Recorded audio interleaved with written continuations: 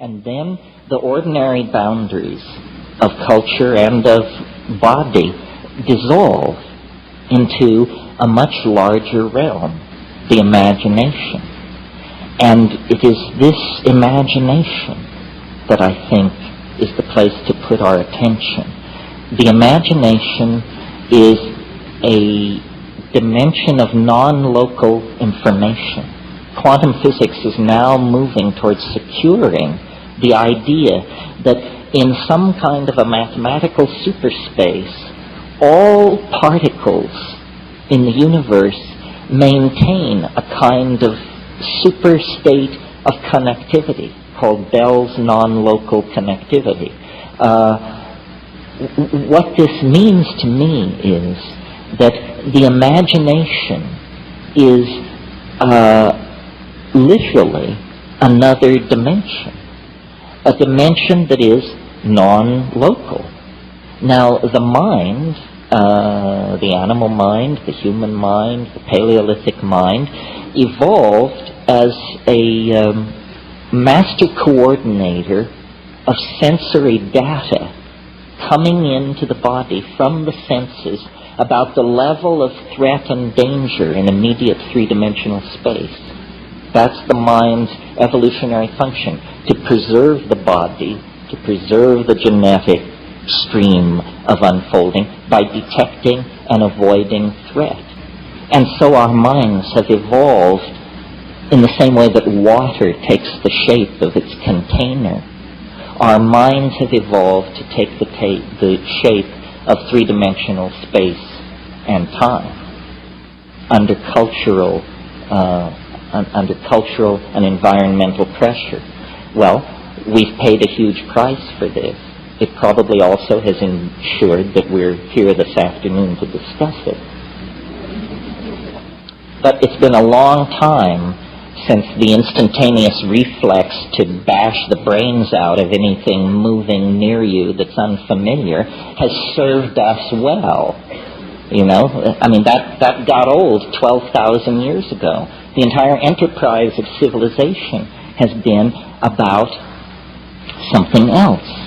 The felt presence nearby, ineffable, unsayable, but uncannily penetrating of beauty, of mathematical connectivity, of supernatural power.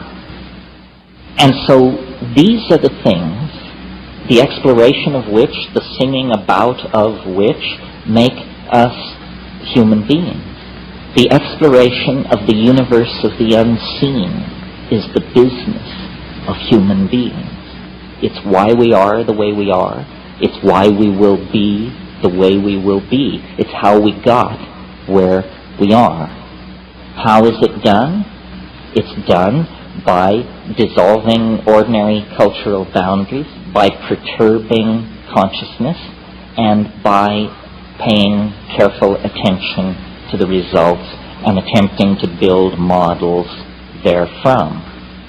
Now, in the last few thousand years in the West, this enterprise has been tamed by priestcraft, which combines the enterprise with judicious politicking and a certain amount of ass-licking.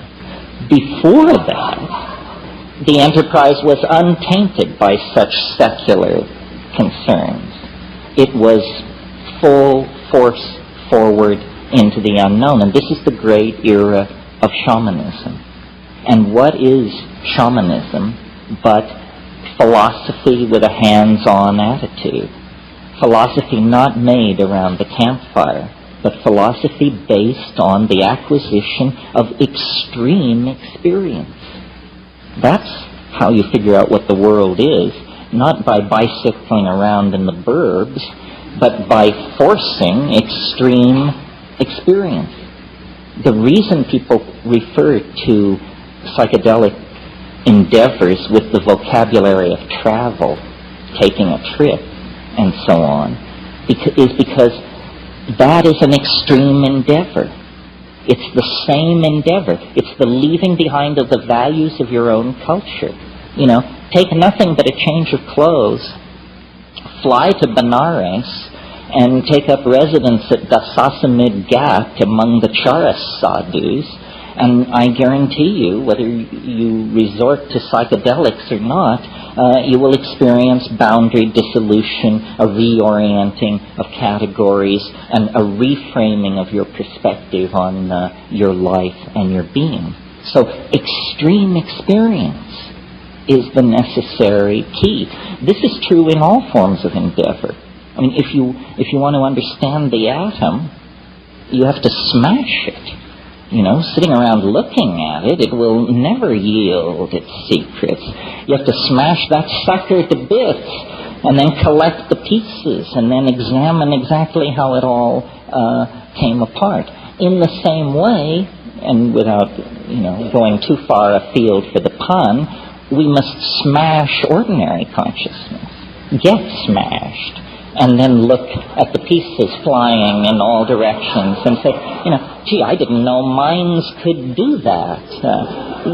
They can't in the workaday rote of, living inside the little boxes of positivism and constipated behaviorism and all the rest of it. So extreme experiences. But, you don't want these experiences to be too extreme, or you will sever the connectivity among the various subsystems, and then we'll have to bury you. And this is always a huge strain on those left behind. So there is a practical element here, which is, okay, so we want to have extreme experiences, but we don't want to have such extreme experiences that we don't live to tell the tale. We want control to some degree over these experiences. Well, this is where the incredible thoroughness of our human ancestors comes to our aid. Throughout time and space on this planet, the tribal societies that preceded us made it their business to discover, catalog, and learn to manipulate plants in the environment as the carriers, as the sources of chemical compounds in the environment, which would work extraordinary transformations on consciousness without physical harm, without physiological damage to the organism.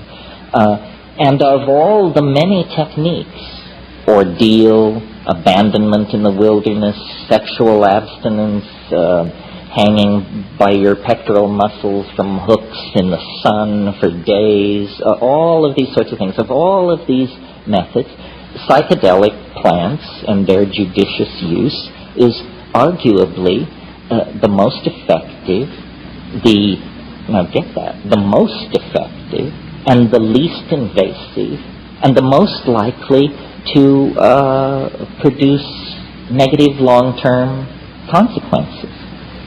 Well, this was not news or even controversy anywhere in the world until within the confines of the 20th century, basically.